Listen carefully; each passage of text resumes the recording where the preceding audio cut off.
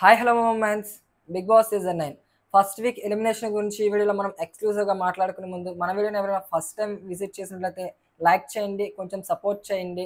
ఇలాంటి వాళ్ళ సపోర్ట్ వల్లే మేము కూడా కొంచెం పైకి రాగలుగుతాం.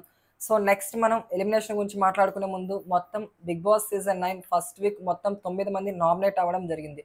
సో 9 మందిలో మనం చూసుకుంటే ఆల్మోస్ట్ భరణి గారు తప్పించి మిగిలిన వాళ్ళందరూ సెలబ్రిటీలో ఉన్న వాళ్ళందరూ టానిన్స్ మొత్తం నామినేట్ అయ్యారు. అలాగే నెక్స్ట్ మనం అబ్జర్వ్ చేసుకుంటే ఓనర్స్ నుంచి డేమన్ పవన్ అయితే నామినేట్ అవ్వడం జరిగింది. మొత్తం ఓవరాల్గా చూసుకుంటే 9 మంది.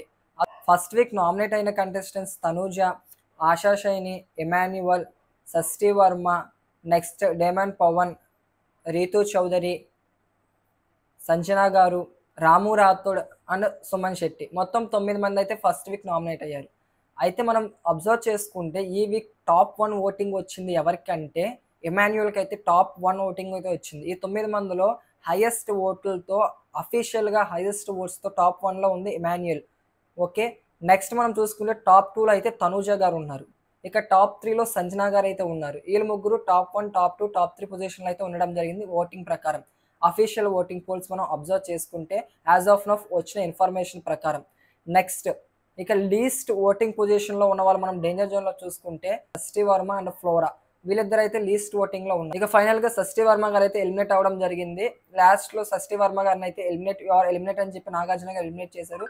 సో ఎనీవే మనం ఆలోచించుకుంటే షష్ఠీ వర్మ ఎలిమినేషన్ ఫెయిరా అన్ఫెయిరా అని దాని గురించి మాట్లాడుకుంటే 100కి 100% అయితే ఫెయిర్ ఎలిమినేషన్. ఎక్కడ అన్ఫెయిర్ ఎలిమినేషన్ అయితే జరగలేదు షష్ఠీ వర్మ గారి.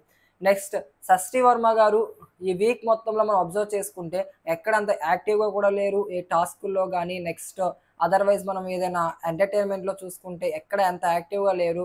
చాలా అంటే చాలా తక్కువగా, చాలా ఎక్కువ ఎక్స్పెక్ట్ చేసాం షష్ఠీ వర్మ నుంచి. ఎందుకంటే బయట అంత కాంట్రవర్సీని ఫేస్ చేసి వెళ్ళిన తర్వాత ఆవిడ హౌస్లోకి వెళ్ళిన తర్వాత ఆవిడ యొక్క పర్ఫార్మెన్స్ ఎలా ఉంటుంది, ఆవిడ యొక్క బిహేవియర్ ఎలా ఉంటుందని చాలామంది ఆడియన్స్ కూడా లీగల్గా అయితే వెయిట్ చేశారు.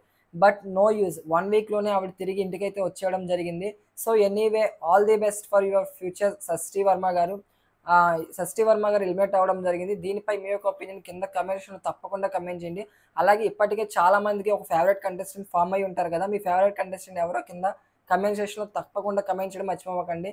ఇలాంటి మరిన్ని లేటెస్ట్ అప్డేట్స్ కోసం తెలుసుగా ఏం చేయాలో మన పాపులర్ ప్రసాద్ యూట్యూబ్ ఛానల్ని సబ్స్క్రైబ్ చేసుకోండి.